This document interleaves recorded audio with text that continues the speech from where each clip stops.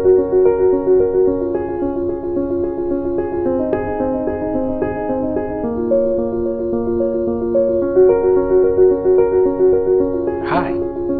do you know that many people out there want to discover their purpose but don't know how to go about it? You will agree with me that everything in life has a process to follow for you to achieve it.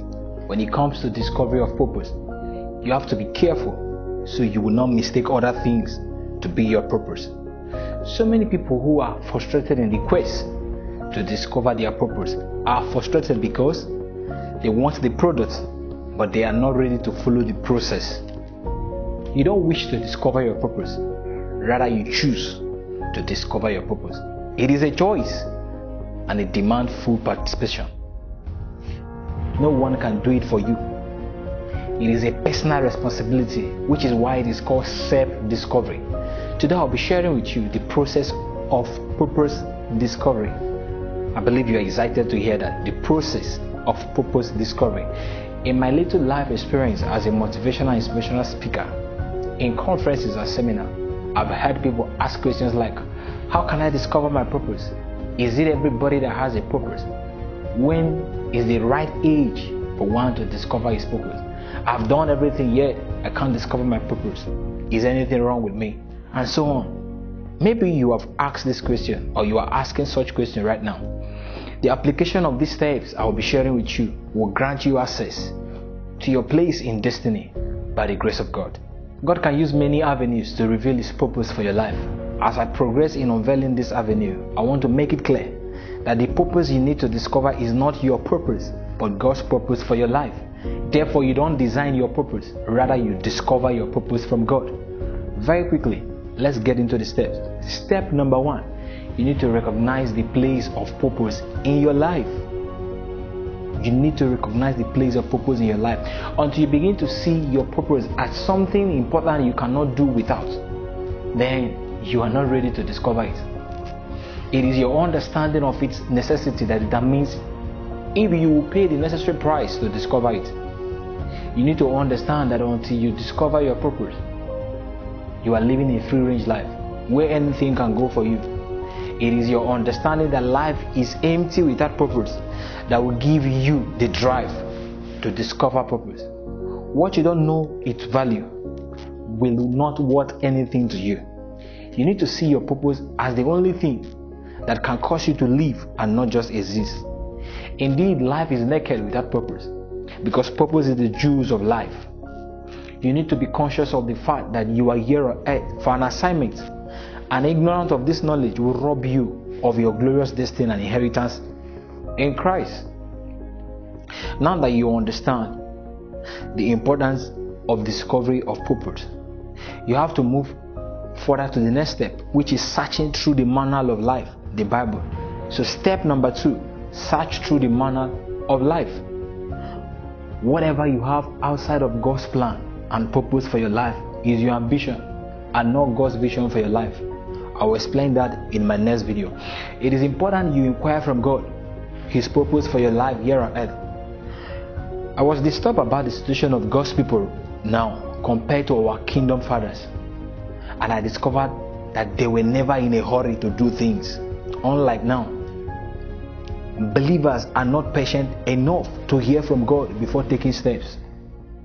They are not inquiring from God wisely on issues about their lives again. That is what the Bible was talking about in Ecclesiastes 7 verse 10. And he said, "Sayest that not, what is the cause that the former days were better than this? For thou doest not inquire wisely concerning this." Let me illustrate this in a practical term. When you buy, for instance, an electronic, there is always a manual attached to it instructing you to read carefully before use. Today, people no longer read those instructions before using their equipment, and when they encounter challenges, they will remember that the equipment came with a manual. That is when they will refer to it to see if they can rectify the challenge. This is exactly what is happening in the lives of many people today. Even the believers, they try to use their life without first reading the manual of life, and when they encounter any challenge, they rush back to it looking for solution. The truth is that you will always find the solution in it. But sometimes, even after the solution has been found, the scars of that challenge will still be there. And just as a machine manufacturer will tell you that he will not be responsible for any damage as a result of your negligence to follow the warnings in the manual, God will never be responsible for your inaction or your choice to deviate from His original purpose for you.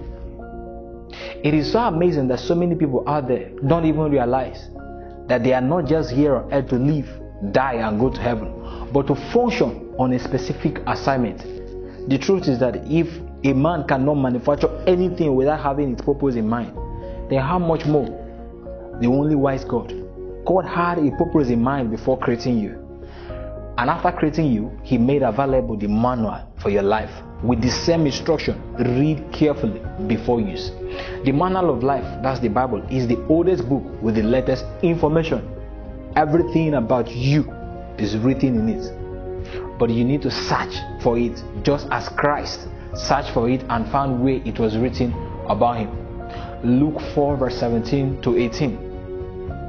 And there was delivered unto him the book of the prophet. And when he had opened the book, he found the place where it was written, the Spirit of the Lord is upon me, because He has anointed me to preach the gospel to the poor. He has sent me to heal the brokenhearted, to preach deliverance to the captives, and recovery of sight to the blind, to set at liberty them that are bruised. God has a good plan for you. In Jeremiah 29 verse 11, He said, "For I know the plan I have for you, says the Lord, plans for welfare and not for evil, to give you a future and a hope."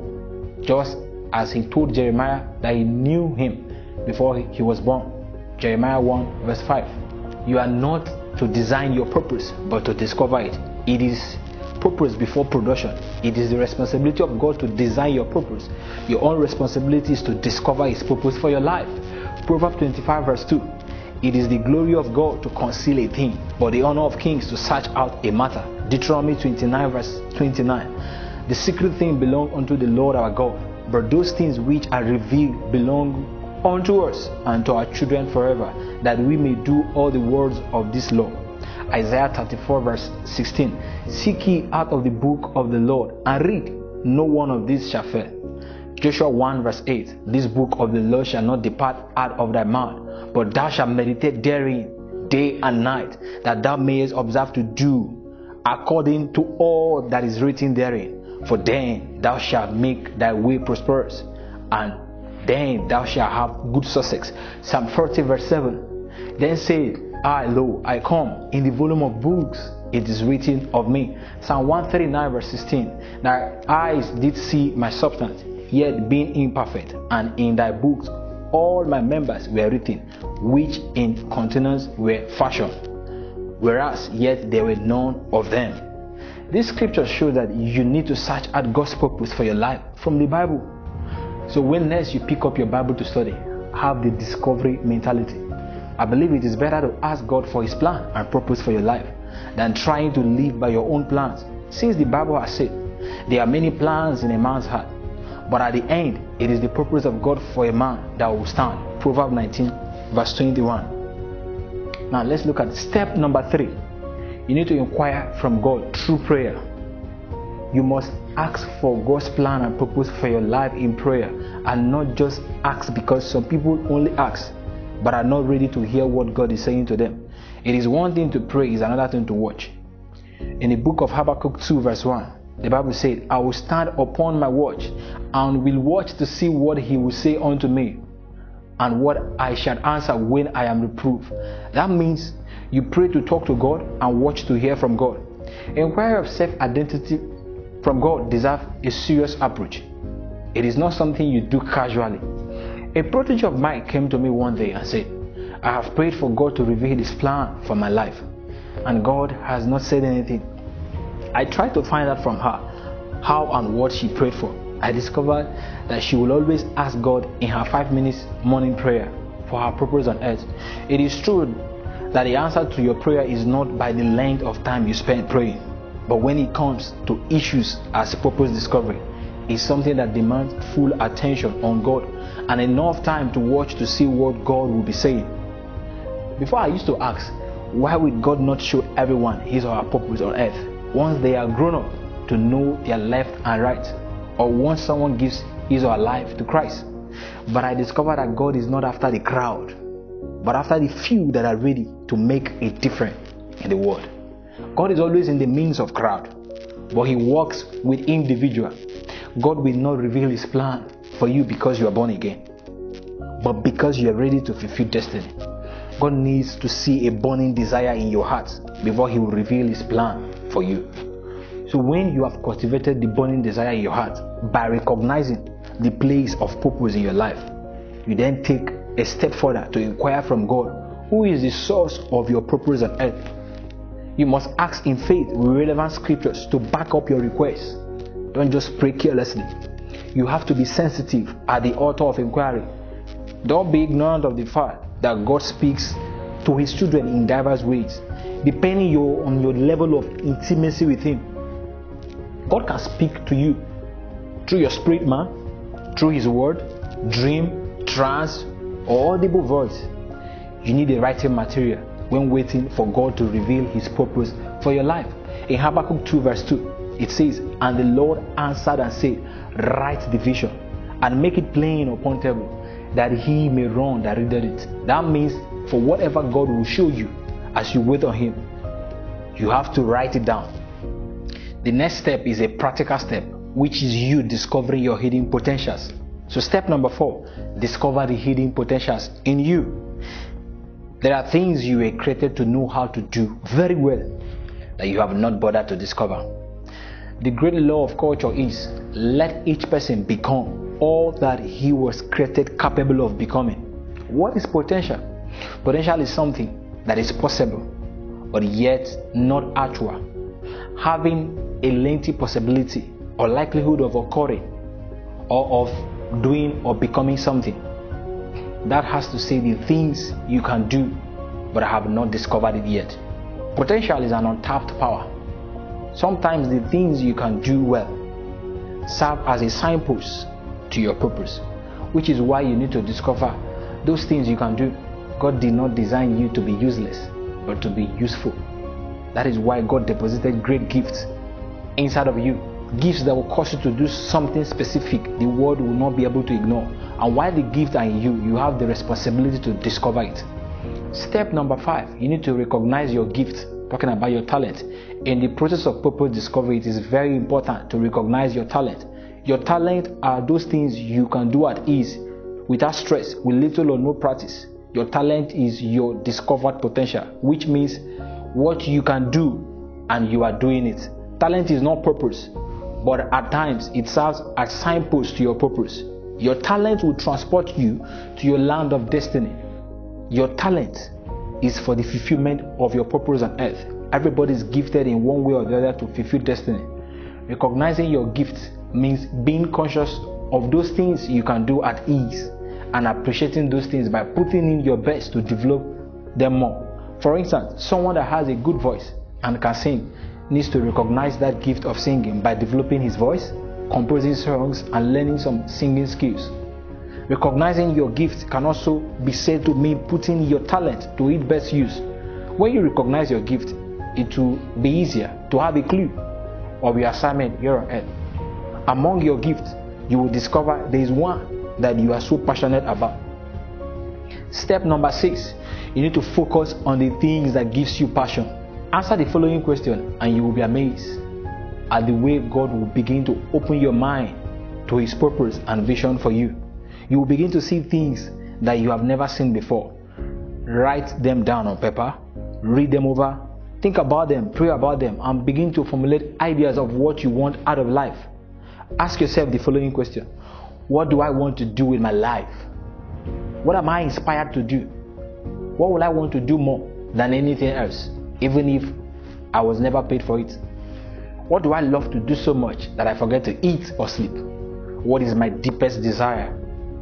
What is my deepest passion? What makes me positively angry? What ideas are persistent? What do I constantly imagine? What do I wish I could do for humanity? What are my recurring dreams? What brings me great fulfillment? What could I do for no money?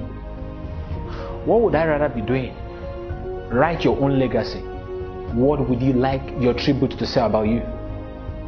What would you like to be known for? What would you want others, for example, your family members, your colleagues, your teachers, your employers, your neighbors, to say about you? In your family, what kind of husband, wife, son, or daughter do you want to be remembered as? In the society, what kind of impact will you like to leave in your community? In the world at large, in what way would you like the world to be different because you are here? When you are done writing down the answer to these questions, sit down in a quiet place to reflect on them. Among all the things you would desire to be doing, prioritize your list by focusing on the one that gives you more passion, more energy, the one your gift will be best utilized. Apart from the things that gives you passion, you also need to note the things that you positively hate, the things you hate to see, the challenges you hate to see people going through, the things you hate to see about your environment, the things you hate to see when someone is not doing it well. The problem you hate to see is the problem you are here on earth to solve. I say that again. The problem you hate to see is the problem you are here on earth to solve. For instance, at my teens age, before I discovered my purpose on earth, I hate to see a youth wasting his or her time on irrelevant things. When I discovered that God's purpose for my life is to empower the youth via the instrumentality of knowledge, I realized why I was so angry seeing a youth wasting precious time on unproductive things. Step number 7, find out that idea and thought that never leaves you. Vision is what you keep seeing even when you close your eyes. Vision is the idea that never leaves you, the dream that will never go away, that passion that will not subside, and that irritating desire that is so deep you cannot enjoy your current job because you're always thinking about what you wish you were doing. Since purpose gives birth to vision, God will sometimes speak to some people about His purpose for their lives via the vision He places in their imagination. What is that thought that always comes to your mind, more especially when you don't feel like thinking? That positive thought that even when you fight it to go, it keeps coming, is a signal of God's assignment for you. You need to find out that thought and pray about it. Step number 8, pay attention to prophecies over your life. Prophecy is a prediction of what will happen in the future. But let me advise that prophecy is not automatically your purpose. In other words, that someone point at you and say you are destined to be this or that does not mean it will always be true. Jeremiah 23 verse 16 says, "Thus says the Lord of hosts, hearken not unto the words of the prophet that prophesy unto you. They make you vain. They speak a vision of their own heart and not of the mouth of the Lord." Ezekiel 12 verse 24, "For there shall be no more any vain vision, nor flattering divination within the house of Israel."